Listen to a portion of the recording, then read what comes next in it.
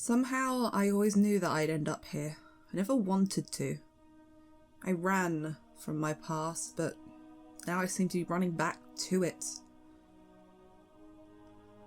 I was always afraid that perhaps my blood meant that I was tied to this place. I tried to believe that I wasn't, but here I am.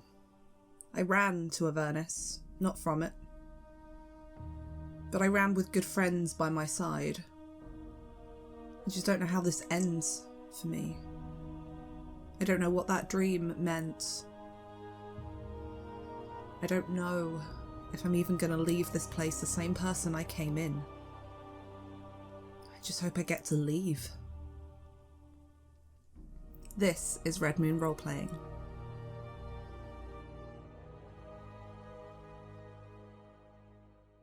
A strange, whining sound is coming from somewhere beyond this structure, making its way through the rusted metal of this strange flying fortress. You are in a chamber. You have successfully examined most of the things within, finding yourself some very interesting enchanted weaponry. There is still one weird thing in the room, though, you have yet to investigate. And Lulu, who's remained in the main chamber, sort of keeping lookout, has started looking at the grate in the floor, a little curiously when she seemed to hear a sound. She went to look, and she says, "False alarm! I thought I heard a sound, but it doesn't seem anything down there. I'm sure it's fine." Well, that grate looks like it goes down a long way, so if there is anything down there, it'd take a while to get up here. I hope. Lulu nods. Larissa, you have this strange wall with the numbered panel on it, and a few holes, which now you're very close, some of them do look a bit cog-like. Larissa will go over to it, and she doesn't know much about any of this stuff that she's seeing, but she is interested in the panels. It look like that these are buttons or glyphs that you would perhaps press. She's thinking this might be an entry code kind of thing. They look like things you could move with your hand, and the glyphs would change quite easily. Okay, Lothar, you're good with this mechanics stuff. How do you think this works? I can read the Infernal, I just don't really know what it does. I move up to try and investigate and try to figure out how this thing works, what makes it tick, and what function it has. I mean, it seems to be connected to opening the door, yes?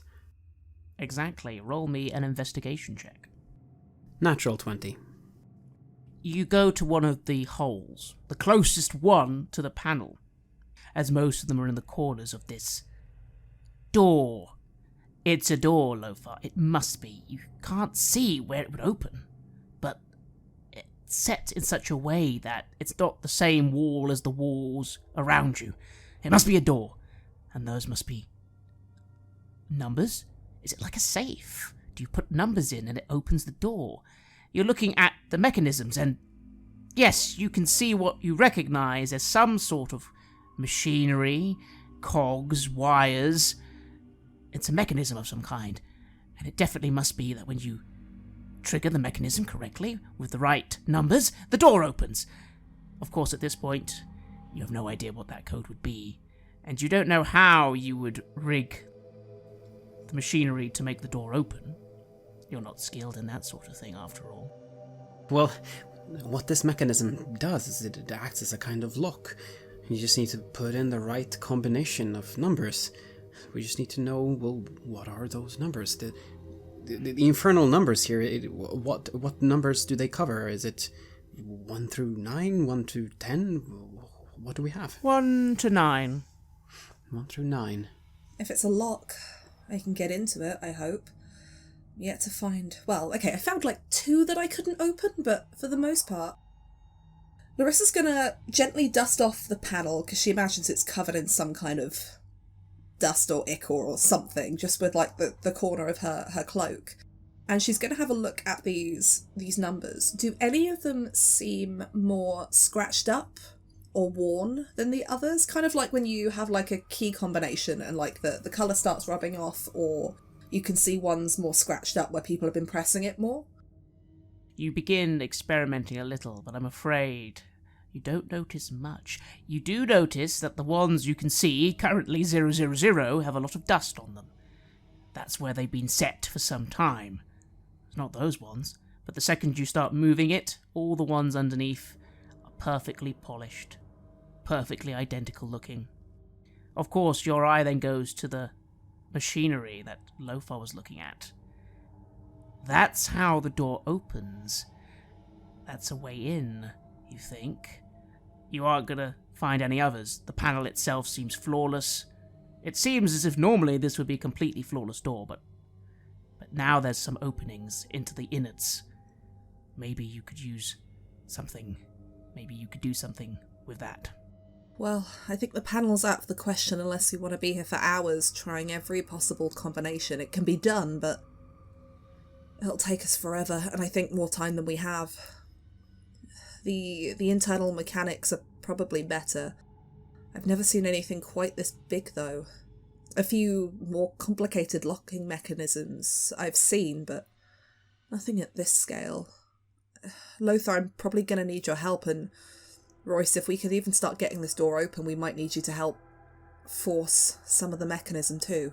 I mean, I can try this out, and he holds up the club he's just got.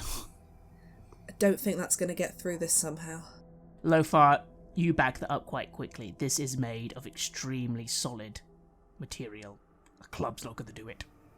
Yeah, we're not going to be able to force this one open. We're going to need to get this mechanism to open it for us, which means either identifying the right combination, which seems quite difficult, or somehow being able to mess with the machinery in such a way that it opens the door for us. Well, how about you and me, Lothar? We can try and mess with this machinery. I've got some slightly heavier duty thieves' tools that might help a bit. And Royce, if you see that door even start to open, start pushing it open. Okay. Agreed. Let's do that. Royce, you get in position, ready to push anything that needs to be pushed. Lothar, you begin watching Larissa. Larissa, what do you do with this machinery you see in front of you, these wires, these cogs? I imagine that she gets out, like, she'll have her fine thieves' tools for picking small locks and that kind of stuff, but she'll get out some slightly heavier thieves' tools, slightly thicker ones that can be used to manipulate screws and things like that, as well as her crowbar. And basically just start to try and manipulate these gears into... She imagines it's like the gears will move back, which releases some locking pins somewhere, and starts trying to basically maneuver them so that she can roll them back with Lothar's help, in the hopes it rolls back those pins, just like a tumbler lock, but more complicated. Very good. Roll me. Dexterity. Sleight of hand. So 30. You begin working these strange gears. There's a point where you don't actually have any idea what you're doing. Like at one point you're like, how do I even move that? But your gloves are magical. Your finger just bends. It doesn't hurt. It just bends at a completely unnatural angle and kind of just touches something. Then does it again. And then you're like, that worked. That's working. Lothar, you can see this happening. Her hands are contorting into completely unnatural angles, but they are doing everything they need to do. At one point, there's a spark, and you, Lothar, because you're assisting, just sort of put your hand on it. Like, that didn't look good. And you do. It sizzles a little, it burns, but not much. And Larissa, you pause, and nothing happens, and you continue. And eventually, things start moving, clicking. Again, Larissa, your hands almost moving by themselves. How does this feel? It's very odd to her, because I think she has a natural instinct for how to manipulate anything to do with locks. Once she figures out that this mechanism is basically a big lock, it clears it up a little bit for her in her mind's eye on how to move it. But she's used to being dexterous. She's done stuff like this before, but never on this scale, on this kind of equipment. But having these gloves kind of naturally move her fingers, almost like they're just a step ahead of her as she's trying to work it out. They've already figured out where to go. It's very slightly unnerving. She's very pleased with her purchase, because this is really the first proper time she's had to see what they can do. But on the other hand, she's desperately trying to remember what she's done so that she's worried that she doesn't want to have to rely on these gloves. She's quite proud of her skills. So she's using it almost to let the gloves teach her, but she feels very odd about the way her hands are contorting, and there's probably a few times where she kind of doesn't want to look. Indeed. And then there is a whirring. A few sparks start sparking all over the place. Things start moving, and just as you're about to remove your hands, one of your fingers just does a last minute, suddenly snaps a wire.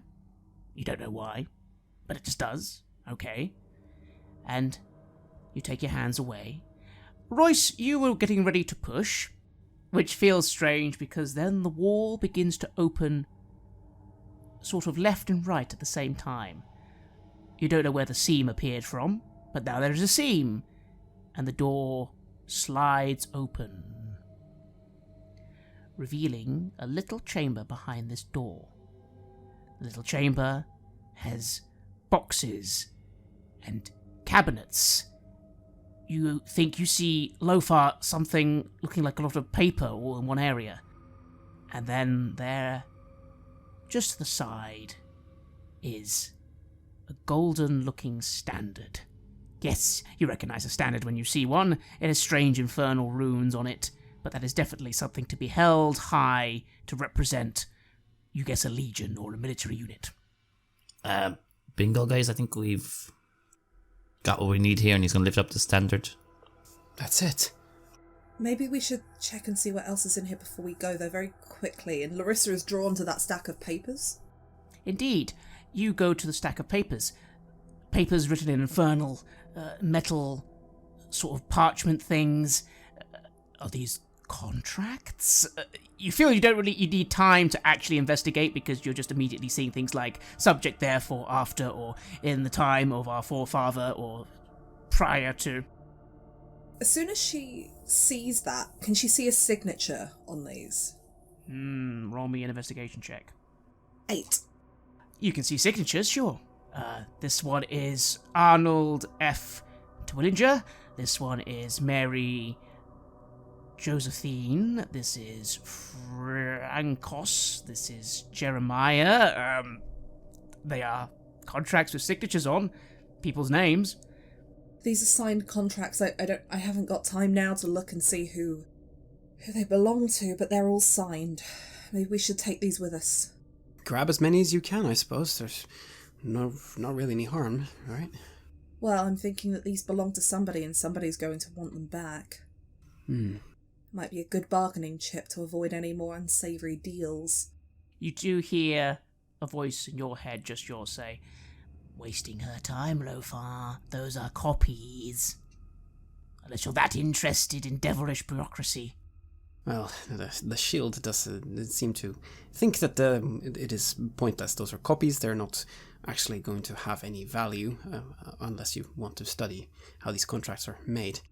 She'll grab like a random 3 that look vaguely detailed and just shove them in her bag. She's like, maybe it's worth knowing what kind of things they write into these deals so we can avoid it. The only one we've seen so far is our own. Also, as you grab 3 at random, your hand does find a golden cylinder. This is a very fancy-looking cylinder. Looks like you could open it and there'd be something rolled up inside. She'll kind of hold this up to the group. Well, there's also this. And she opens it. You open it. Inside is a scroll. You take out the scroll. This is not a contract, Larissa. Roll me an Arcana check. 13. It's... Ooh. Is this a scroll of... It's a spell. This is a spell scroll, right? And it looks quite powerful. As in, you know scrolls, and this has some of the ones that... It could be quite a powerful spell, this. Lothar, you hear an excited voice in your mind say, "I can see it. That's a scroll of dispelling. A greater scroll of dispelling. Lothar, that could do it. That could release the shield. You sure? That could do it? Well, I'm not sure, but it's a greater scroll of dispelling. It's very powerful, those. You know that, right? Yes. Yes, I do. Yes, I do. Well, that's interesting. All right. Well, we might just be able to set you free then. Yes, that would be good. Let her know. Again, something to think on later. Well, that thing that you were holding in your hands there, it is capable of freeing our friend here in the shield. Is it now? It is. It is quite keen on us bringing that with us. Perhaps, Lothar, you should hold on to it. And I take it. And you see, as Larissa hands it to you, this isn't it's not like, well, you got the shield, you keep it. There is a look in her eyes. There is some doubt as she's looking at it in her own hand and passes it to you, almost with a caution to it, as if she's giving you something precious, as if she's passing something off, and it's hard to tell what it is, but it's almost like she doesn't trust herself with it. Yes, and I accept that. And I am not certain how to feel it. My feelings around my friend has been developing over this time. I am genuinely thankful for the help that it has been giving. It seems to want us well. Perhaps it can do more for us. But then I think again, and I realize that I'm being tempted, that I should really give this proper thought, that Eoghan would want me to think very, very carefully before deciding to free anything that has been sealed into such a powerful artifact as the one that I'm holding. But I put the scroll in my pack, and this is something that I will need to come back to later. Anything else in here that we think we should take?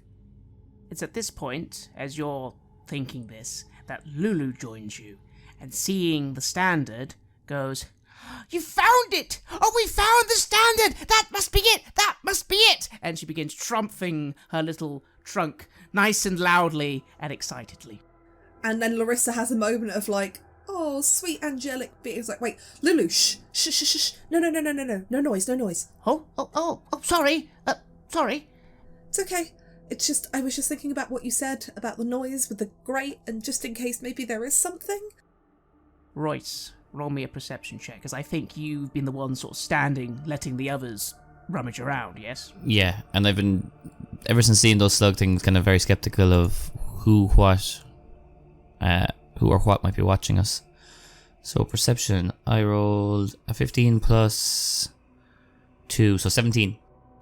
As soon as Lulu stops speaking, and you're all silent for a moment again, you can hear something.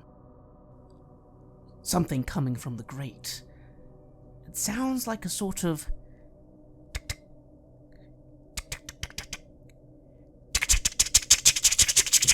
something is making that sound. It's getting louder coming from that grate in the floor. Guys, it sounds like we've something coming towards us. Skittering or I don't know, maybe it's mechanical noise, but there's something getting louder in that grate. I don't know if we should stick around here too long. No, I think we've outstayed our welcome. It's time to go, I say, and I have this Hellfire Warhammer in my hands, ready to take on anything that might be attacking us now, and I begin leading the way back to where we came from. Yeah, Larissa will draw her short sword and be like, let's get back to where we came in, at least we'll have an exit point. As she draws both short swords and moves forward with, I imagine Royce is probably the first one to leave the room if you're the closest to the door. Yes, Lulu sort of flies ahead nice and quickly. But everyone else, if you're moving quickly, I'm afraid due to this strange slanted floor, you're going to need to make me a dexterity acrobatics check. 24? 16. 25. You all skillfully begin moving quickly. The floor is slanted, it's a bit tricky, but most of you are quite dexterous, it seems, as you weave about and manage to get mostly back to the entrance, at least. And that is when you all look to the grate, and from it emerges. Suddenly, something. The grate flies off. Now, the grate itself was only 5 feet across. It was very small and narrow. And what comes out is, one way, quite small and narrow, but extremely long. It keeps coming out. It's like a being with arms. Many, many arms. Insect-like arms. And long and thin. But it's wrong. Something about it is wrong. It's covered in this strange Icarus substance. You immediately, Lofar, recognize the substance that's all over the place is all over this creature. It has a mouth and a head, misshapen, large rows of teeth, giant bug-like eyes. And as soon as it starts emerging out, it's already filling the chamber. It keeps going as it's coming out of this thing, and it lets out an ear-piercing, insectoid-like shriek at you. Everyone roll initiative. 24. 18. So 11. Lofar. You're there, your warhammer is ready, and this thing is emerging. It's big, Lofar. It's still going. It seems to be filling the chamber quite quickly, and still a lot of it in this pipe that it's coming out of. I move up to try to smash it, to try to prevent it from further coming into to here, and perhaps push it back somehow. Very good. You move in, get your warhammer ready, roll your attack. The first roll is 28. That is a hit. Roll damage. I shall expend a second level spell slot, which gives me then Divine Smite, so that is 6d8.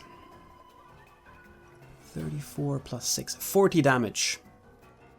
You go forwards. This thing extends and charges at you, and you just meet it straight on, aiming your warhammer straight into its face. You connect. It roars in pain. You feel this thing has scales. It has natural armor, but your divine powers will sear through it. Although you feel your divine power in this case is merely beneficial. It's not weak to it. It simply helps. You smack it aside, and for a moment its head kind of goes to the left, and then sort of looks at you again, dripping this disgusting ichor everywhere, including on you, as it sort of splatters ever so slightly on you. You kind of look a bit concerned, like what just happened. Roll me a Constitution saving throw. 20. You kind of feel a bit alarmed, but then nothing seems to happen. But you do note down in your mind that that happened when you struck it. Like, this stuff goes all over the place, it seems, if you're very close. That was your first attack. Yes, and I move to strike again. I must connect. I must push it back. And it seems to be working. I roll 18 on my next attack. That is a hit. Roll damage. And I again utilize my Divine Smite. I call upon Gond to enchant my weapon to make it more powerful, and 39 damage. Again, you strike at it. Again, it splatters ichor all over you. Roll a Constitution saving throw. 24. You're getting this stuff all over you, but you're wiping it off with your gauntlet hands, and it seems to come off quickly, at least. You're fine. You're fine. The creature has again smacked its head away, and again sort of roars in anger at you. It's, definitely bleeding something all over the place. It's not happy you've hit it this hard. You've definitely hurt it. Well, I shall just try to keep a good tactical position, moving aside slightly so that my companions can also strike it at this one somehow. Larissa, your turn. Lofar has moved forward and smacked the hell out of this thing's head, and it definitely hasn't liked it, but it's still extending outwards. It's massive, and again, you notice both times he struck at it, that blood or whatever it is flying all over the place. It doesn't look pleasant, but Lofar's heavily armoured and seems fine. Larissa has decided she's already having a bad enough day without this thing coming along. So she's already got both short swords drawn, so she's going to take after Lothar and go in and she can see it's got that plating, she's just going to try and drive her short swords between those bits of plating. Roll your attack. 17 in total for the first one.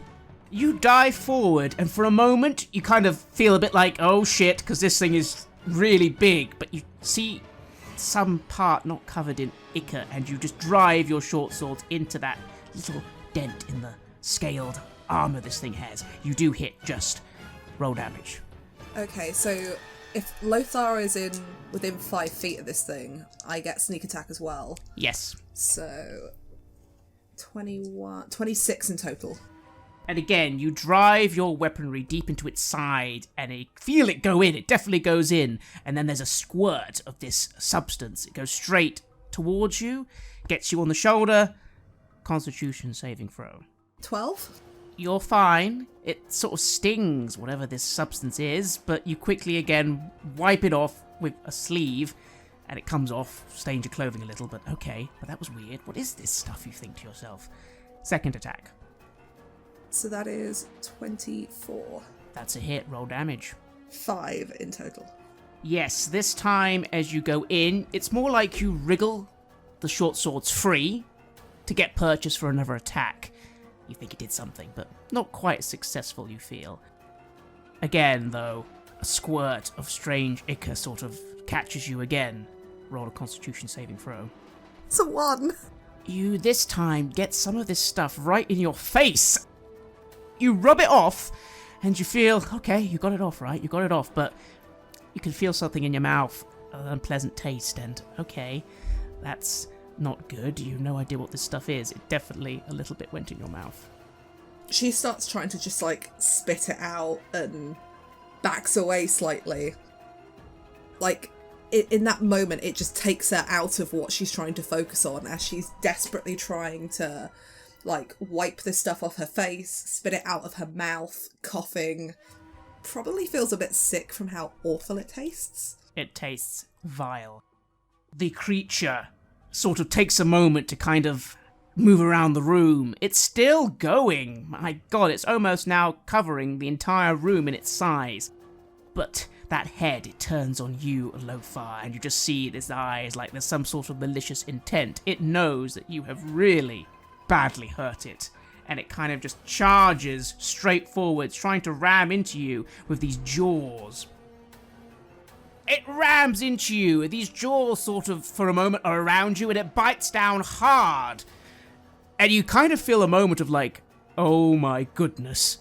But then it kind of lets go, and if you look at your armor is now full of little holes, but you're fine. You're fine. You're totally fine. This thing literally just tried to take a bite out of you, and you're fine. Royce, it's your turn. You see this thing kind of just charge onto Lothar, take a bite out of him, but Lothar just sort of stands there and sort of blinks and he's fine. But it's now your turn. What do you do? So having seen this ichor all over the place and kind of the reaction of the other two having the ichor get on them, I'm going to pick up my great club from beside me and just try and wing it across the head of the beast. Roll your attack. So I rolled a 9 plus 9 is 18. That's a hit. Roll damage. I rolled 12. You fling the club across its head, moving in to sort of smack at it. Again, a nice bout of gore and viscera spread out, covering you. Roll a Constitution saving throw. I rolled a 9 plus 2, 11. You're a bit covered in this stuff, but again, it mainly goes on your clothing. You feel okay, right? What do you do next? I'm just going to take up, kind of step forward beside Lothar, just ready to fight on. Lothar, your turn again. The thing is large, it's impressive, it clearly has a lot of stamina, but you have wounded it, and so far, other than Larissa looking a bit worried about something, you're okay. You're okay, although you're a bit worried that another bite might be a little closer to home than you'd like. What do you do? Then I shall again try and strike it, seeing as how I seem to be damaging it. Yes, perhaps this time I can take it down. So I move to make another attack, just try to smash it as hard as I can with my warhammer. roll your attack. That is 26. Roll damage. I utilized my last second level spell slot to use my Divine Smite. And this time it is as if I don't connect quite as well. 22. Again, it does feel now you're slightly off kilter. Again, this thing's bulk is massive. But you do connect, you do hit, and it does sort of whine at you. And sort of, there's a bit of hesitation. There's a moment of hesitation between maybe it's wondering to flee or continue fighting. You're not sure. What do you do next? And then I smash it one more time. 21. Roll damage. And I utilize a first level spell slot to again utilize Divine Smite. And I get 12 damage. Wonderful. You go straight in one more time and just smack at this thing. And it lets out this ear-piercing screech, and you all see it starting to retract downwards. It's backtracking. It's backtracking on itself quite quickly, going down that tunnel. Again, though, Lofar, please make 2 Constitution saving throws. This time with disadvantage, because you have been smacking the hell out of this thing. You are drenched in whatever this substance is. The first one I get 7. And the second one? The lowest is 13. You're covered in this stuff. You're wiping it off, but you've definitely got some on your skin now. Still, the thing is retreating. What do you all do? It's retreating. It's going back. You're at the exit. The ropes are there. This has been a very messy fight, but you think you've won. Let's go. I say as I begin moving towards the rope and trying to just push forward. Larissa is moving, but she's also grabbing her water skin and kind of taking some, swirling it in her mouth and trying to spit out this awful stuff and trying to get as much of it off her skin and face as she can as she makes her way towards that exit. And you do. You get to the ropes, you do your best to get it out, you think you're alright, Larissa, and you're at the ropes. You can all begin rappelling down. The creature is gone. You can hear it scuttering away, Royce, but Lofar, you feel you showed this creature who is boss. It's a good feeling, although I am a little bit worried about this substance. But never mind that now. We have what we came for, and I was able to secure nice little trinkets. So, all in all, this has been a very successful journey. Now to bring all this back. And all of you, with Larissa in the lead, begin rappelling down the structure. It's much quicker than ascending, and Larissa did a really good job with the ropes. It's fine. You reach the bottom of the structure. You're all a bit panicked. Royce, you sort of look up, again, the most eagle-eyed for the moment, it seems, as the others seem a little distressed at the amount of strange substance on them. And you can see very far away. You can see shapes starting to fly in the air towards this structure. Clearly, all the noise has attracted things. What do you do? Guys, I think we need to get out of here and get the standard back. We've got company. So I'm going to head towards the war machine and kind of get it started up, ready to go. Excellent. Royce, you jump in, you start at the machine. All's well. Larissa, as you're heading towards the vehicle, you just sort of stop for a moment. And you just feel this strange something in your heart. What's happening? Could you please roll a D100? 77? And you look down at your arms, and you see a weird shifting. And then your arms begin, ever so slightly, to extend and thin out. And your legs, and your entire form. You have a little moment of panic as you feel you're just being stretched and thinned out. How are you feeling? She is panicked. Her bad day is getting worse, but I think in this moment it's like sheer instinct, and she just screams because she has no idea what's going on, and this is breaking point for her right here for today. And you do, and I think you just get in your mind, get to the vehicle, and you find yourself in the vehicle. You sort of scramble forward as you're screaming, just sort of dive into a corner as your body is racked by this painful sensation. Lofar, you get to the vehicle as well, And that's when this feeling hits you. Again, something in your heart as you sort of fall into the vehicle. Roll a d100. 29. Lothar, you feel a strange sensation in your back. And suddenly, two weird-looking things come out of your back. You feel this, literally as if bone is tearing through your armor ever so slightly. And it hurts like hell. And these things, they kind of wobble around for a moment, and then they start growing blackish feathers. You have two things on your back. Feathery things. Again, you fall to the ground in the vehicle in immense pain. Royce, both your companions are roiling around in pain, and something is very strange happening to them. But you are in the vehicle, and you look to your left and see things or the sky approaching. What do you do? Worried about their safety, yes, they're in pain. I was going to kick the machine into gear and drive back to where we need to bring the standard to.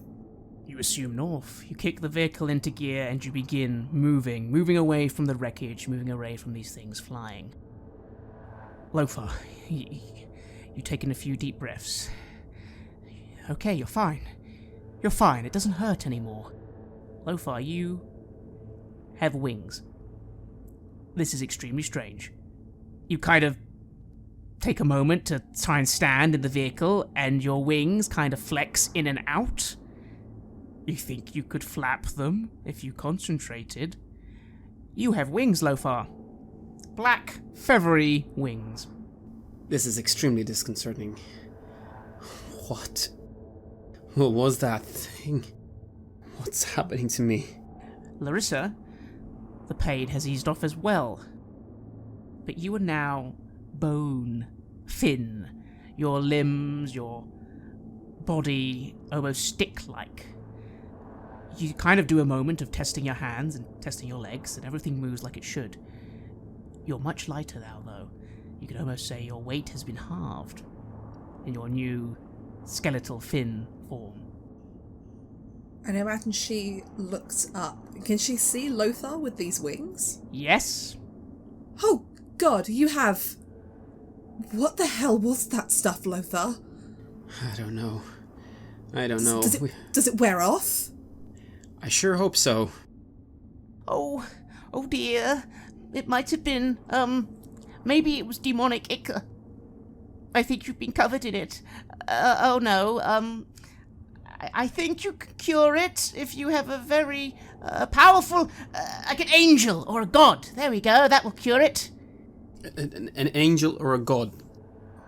Can you cure this, Lulu? Oh no. It's kind of permanent, I think. Until it gets cured. It's demons, you know, they're made of chaotic energy and matter, and they mutate. Oh, maybe that's what that thing was covered in. What happens if they don't cure this, Lulu? Oh, I mean, does it still hurt? Not really. I think you're fine. Just let's not get covered in more of it, she sort of says. I think this is the other definition of fine. First that dream, and now this. Is anyone else just a bit done with hell?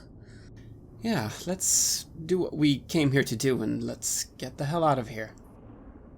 Yes, let's. Speaking of which, at this point, Lothar, you notice something as you're driving along is tapping, very lightly, on the top of the vehicle. A light little, like, knock-knock kind of tap. Think someone wants to get inside. I move to try to identify where is this coming from. Is it some kind of close to this hatch or whatever we have that's opening up in there? Yep, it's on the hatch. It's just a gentle little knock on the hatch. It waits a bit and then knocks again. Gently. There's no force here. What the hell is that, guys? Well, at least it's knocking politely. Or drilling quietly, maybe? Well, there was some kind of rhythm too, that like a knock, yes? While they're discussing this, Larissa, just being as done as she is in this moment, draws her short sword and just opens the hatch with the sword pointing upwards. And he's like, "What do you want?" You open the hatch, the vehicle in movement, and you see, on the other side, moving away quickly from you and your sword, a small imp, holding up its hands. Calm down. Just here to get payment. Right.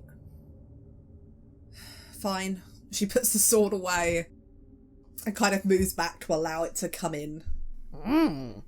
The little imp drops down into the vehicle. Lulu sort of frowns at it in distaste, and it sort of smiles at this, laughing to itself. Good. Standard? Here it is. It goes over to the standard, sort of taps it a few times, takes hold of it, and then moves to Royce and says, Pull over a moment. Need to complete deal. Okay. You stop the vehicle. It kind of chudders to a stop, and the imp sort of bats the standard on the exit door. It can't quite open the exit door, it seems. Like, let me out. Larissa does have to slightly giggle at this and looks at Lulu to make her feel better before opening it. You open the door, it hops out. The little imp moves out of the vehicle, finds an area to put down the standard, and clamps it down in the ground, looking very proud of itself. As it does, it waits a few seconds, and then behind it, a shimmering mirror-like portal appears. You can't quite see what's on the other end of the portal, but you do hear a voice you've heard before say, Very good. Very well then. Your 2 questions. Larissa, being as skilled as you were with your contract reading before, you know you must now be very careful. Anything you say right now will be considered 2 questions. She looks around to see if anyone's going to be the one to step up. I feel like she would have told them Yes. that when the time came, whatever was said would be, like, taken verbatim. So she's looking around to see if anyone else is going to ask the questions. I nod to you. So to Larissa, maybe we take a second to decide what we ask here. Yes. And she'll directly say, not would you excuse us, but excuse us. She's making a statement. The imp frowns a little, and you hear the voice say, You have a few moments. I do not have all day. Hurry up. 2 questions. Well, I think we ask for maybe the location of the sword. He said he knew it, right? That is the main thing that we're looking to get, and the thing that he can offer us. So yes, that is the main thing for us to secure. It has to be specific, though. We have to know something about the location. Otherwise, he could just give us a name and not give us directions. How about, can you tell us directions that we can follow to the sword? It would need to be very specific, right? Yes, directions that we can follow. That can work. We have to avoid can you, because that's a yes-no. Yes. What are the directions to the sword? That we can easily follow. And the other one, did you want to know about Tobin? Yeah, maybe. How do we save Tobin? How do we bring Tobin back to the material realm? I don't know. Is there a way out of that question? I think I know how to ask that one. You hear a little voice, low far in your mind, go, Well, the location of him would be a start, wouldn't it? You need to know where he is first.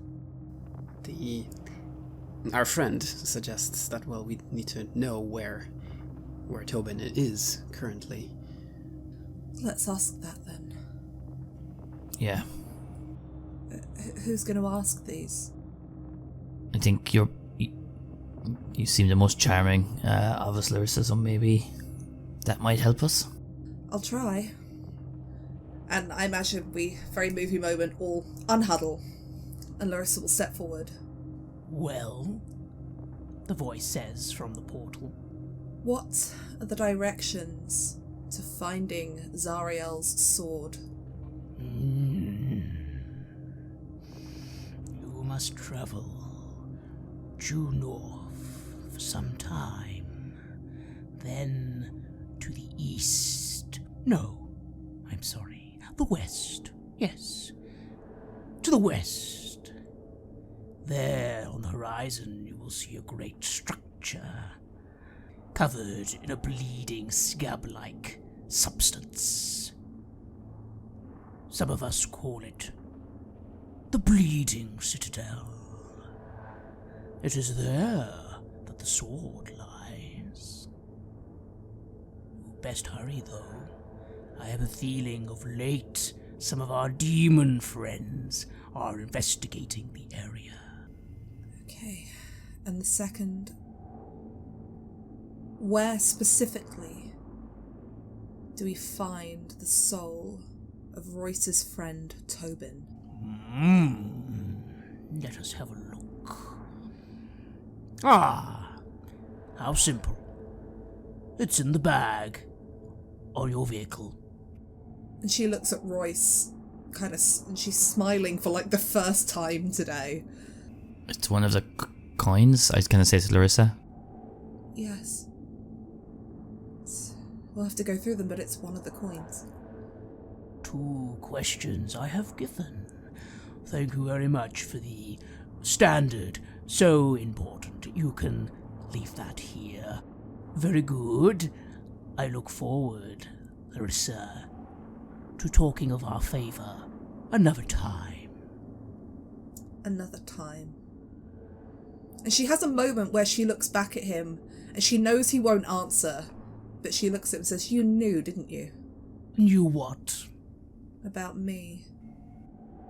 You knew. Oh, yes. They wrote it on you see. Not all of it. Not all of it. I'll leave some of that for you to discover. But there is a little section on how you were to be given to me. How ridiculous. I, of course, would never have done anything against Zariel. And, sir, I believe they've all been brutally taken to the River Styx a long time ago, I think. Long time ago. Many sacrifices to me. And their souls weren't worth much anyway. No, they weren't. Sloppy writing as well. Well, until we meet again then. Indeed, child of Zariel. Indeed. Good luck. Again, I'd hurry if I were you. I hope those demons haven't already taken the sword, or, well, if Avernus itself hasn't finally consumed it. The portal snaps shut. The imp just looks at you, perches on the standard. It seems the deal has mostly been finished. And Larissa is looking at the floor, wringing her hands. So, Tobin is in the bag. I don't know what to do. I guess we have to go find this sword. We do. We have the directions to get there, and we have time on this vehicle to go through the coins. And Larissa looks up from the floor and looks at both of them, trying to see if there's something in this. She's a little bit paranoid now. This devil has just called her a child of Zariel. He said it very kind of quietly, almost a whisper at the end of your conversation. Yeah, she's just looking up to see if either of them have twigged onto anything that was said there. And if not, she'll carefully start joining them in the search through the coin bag. But she's nervous that they're waiting for her to explain, or somebody's trying to judge whether or not to ask. She's reaching a paranoid point, even looking over to Lulu to see if anything is said. So Royce 100% didn't pick, once he heard the soul was in the bag, he hadn't thought about or listened to anything else further asked and wouldn't have picked up on it. She's probably more keyed into Lulu and Lothar, because Lothar's got that shield that likes to judge everybody. Lulu didn't seem to be paying any attention at all, you notice. She was just looking quite anxious from far away. What about you, Lothar? Were you listening to the whole conversation, even the whispered parts at the end? I think I would have tried to listen in to hear what was being said as well as I could. I mean, there is a part of Lothar as a human, as a paladin, that on some level, distrusts all that is infernal. And, well, Larissa is different, it seems. He has come to trust her, but there's always some suspicion. So he tried to listen in. What did he hear? Roll a perception check. 10. You heard everything, except there was a little... Larissa sort of muttered something at the end there, and it got a whisper in response. But everything else, you heard fine. Did Bell tell you what you wanted to know? I asked her. He told me something, but I'm not sure it's anything I wanted to know. I mean, I already knew, but he knew. He knew just from looking at me. Is it something we should know? For the first time, Larissa looks down at her tattoos and really thinks about what they say, and I think it's in that moment she realises truly what's written on her. I mean, it probably is, but I don't know if you'd ever trust me afterwards. Because even I didn't know until this morning. Or earlier. I don't know what the time of day is here anymore. Aside from the physical changes you and me have gone through, we're still the same people we were this morning. And we're still on the same journey. And we have to reach the end of this journey together. So I will have no choice but to trust you, and you have done everything to earn it so far, so why don't you try me? You understand how I came to be this way, right? Bloodlines and heritage. Yes, I know a little of that from my studies. Well, the good news is I found out that my awful parents and the rest of that group that tried to have me sacrificed as a teenager are gone, and their souls were worth literally nothing, so that's a comfort, but your shield isn't going to like this, and I urge you to ignore whatever rubbish it comes out with for this one. My bloodline comes from Zariel. It is peculiar how you've come to be here under these circumstances. Was it meant to be? I don't know, but he knew. Baal knew. He knew just from looking at me, before I even did, before I saw her this morning. Perhaps it can aid us. Perhaps it will allow us to get close enough to actually do what we need to do. Perhaps it's a strength. Perhaps. But she encouraged it, Lothar. She encouraged me to find that sword. She's not worried about it. If anything, she's glad we're looking for it, and that worries me. Yeah. She's going to try to find a way to harm us through this, to turn this in her favor somehow. But if anyone can do anything to stop this situation, to bring the city back, then it's us. There's only us. There's no one else. There's literally no one else. And perhaps there's part of her that wants to be saved. I want to believe that. And I hope that that's what she meant in that case. No, she still thinks she's doing what she has always done. She sees no difference. That is not good. That is not good at all. She's very convincing, Lothar. She speaks a lot of sense for somebody who has been so corrupted. We will have to be on our guard when we face her then. She will try to corrupt us. And she will promise us many things, probably. Things that we want. Maybe we can use that like you said. Yes. We know more now at the very least. We know more and we can use that to our advantage somehow. We just have to be very, very careful. And Larissa smiles a little bit, feeling that weight off of her shoulders, and kind of pats Lothar on the arm, and then without saying anything else gets up and goes to help Royce look for Tobin's soul coin. And Lothar unconsciously flaps his wings a little bit inside the car. Yes, you flap those wings. They feel very strong now, Lothar. Could they give you flight, do you think? You'd have to give a little test run, perhaps, but they definitely feel strong wings, not weak wings, even though they don't look that pleasant. If you look really closely, the feathers are a little bit matted and the limbs underneath are very deformed looking, but they feel strong. Well, I shall have to try this, but maybe not right now. Maybe not because we are moving the war machine forward. Yes, it is running. Well, no, it stopped. It stopped. All right. Well, in that case, I shall have to give this a try. It may actually be something that can save me in some kind of situation. So I'll give it a try. See if I can fly. You flap your wings a few times, and you begin, clumsily, lifting off the ground. And I try to go a bit higher. I test out what I have here. And it's clumsy and awkward, but a few more flaps and suddenly you're 20, 30 feet off the ground. Hoof! In the air. And I look down and the vertigo hits again. Oh, God.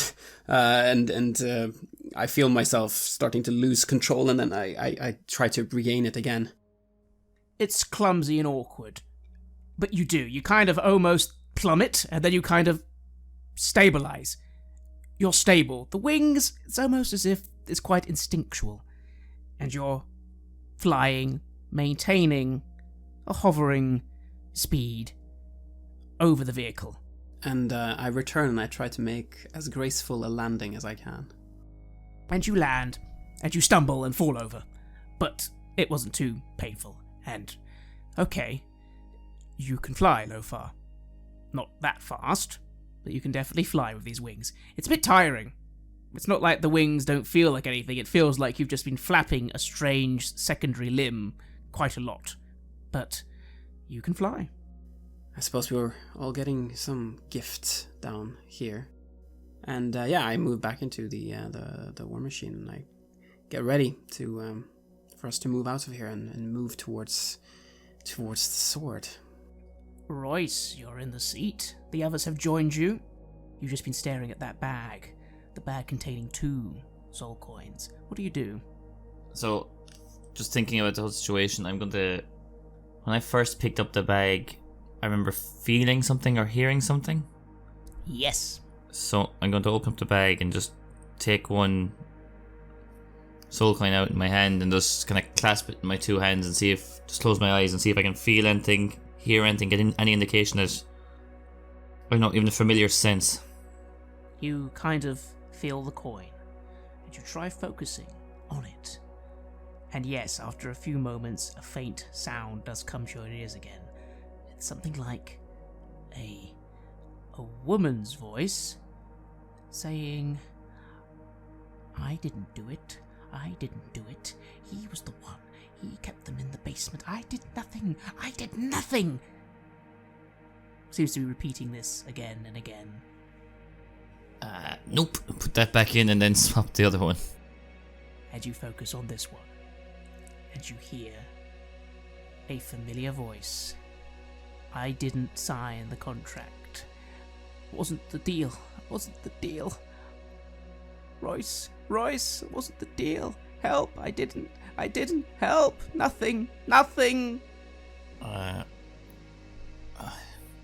Okay. I'm just gonna kind of say, just to the coin under my breath almost, just don't worry. And I'm going to, in my own coin purse, place that soul coin just so that it's not out loose on the dashboard of this machine and it's not accidentally used as fuel for this war machine. Of course, and you put it in your pouch and it feels heavy. Very heavy on your person. But just 1. It's not that bad, right? What do you do next? Fire up the engine. Are we all good to go? I am. And, these wings work. I say and I smile. I mean, not that they kind of suit you. I mean, if you paint them white, it'll be right on the money. Yeah, I look a little bit like a raven now, I suppose. Yeah, or maybe we can start calling you Griffin. Well, it's certainly better than whatever this is. She kind of outstretches one of these strange, kind of really thin limbs. I'm definitely going to have to get this sorted. This is really going to ruin a lot for me. Hey, look, you're fitting with the locals, guys. I mean, I'm still the outsider here. I've still got some more of the stuff smeared on my cloak if you want your turn, Royce. West, wasn't it? I turned the vehicle around. North and west, we're looking for the Bloody Citadel? Was it? The Bleeding Citadel, was it? Bleeding Citadel. I'm sure it's in all the tourist brochures, and move on, basically, with the... As you go to turn the lever, there's a strange guttural clank sound. Nothing happens. The engine is quiet. Royce's head just drops in a heavy exhale. I take a coin from the coin purse on the dashboard and just say, "Forgive me," and he pushes the coin into the slot and starts the engine.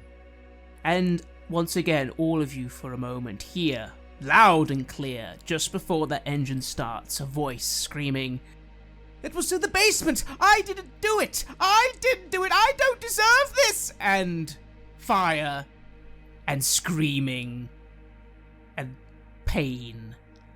And then it fades, and the engine comes to life, and your vehicle once again is capable of movement. And you begin driving off into the distance, the coin containing Tobin weighing heavily on you, Royce, as you drive. You have listened to an episode of Red Moon Role-Playing, where we played the campaign Baldur's Gate Descent into Avernus for Dungeons & Dragons 5th edition.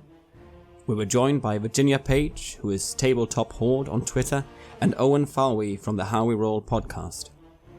We would like to extend our thanks to our friends at Wizards of the Coast for all their support in getting us the material early and for helping more people discover our show. The music was made by Halgrath, Aegis Sonus, Atrium Calceri and Herbs9 and was used with permission from their label Cryo Chamber. Check out their website at cryochamber.bandcamp.com or their YouTube channel for some moody, dark ambient. We also used the soundtrack to Baldur's Gate 1 and 2 by Michael Honig, and to Planescape Torment by Mark Morgan, and permission for this was given by the awesome people at Beamdog. Check out these enhanced editions of those classic games for some of the best D&D adventures ever created. We would like to give a massive thanks to our champions of the Red Moon, Martin Heuschober, Nastasia, Raulerson, Simon Cooper, and David for their generous support. And we would of course also like to thank all of our other patrons. Without your support, the show would not be possible. If you want to support our work, please check us out on Patreon. You can get access to bonus campaigns for Cult, Divinity Lost, and Coriolis there, as well as get early and raw access to all of our recordings. You can also hear your name read on the show as a champion of the Red Moon, and we are proud to say that we've had some excellent exclusive play sessions with our top supporters. All of your lovely support is what keeps the show going, so please do check us out and consider if you want to be one of our patrons. Thank you again for listening, and see you soon.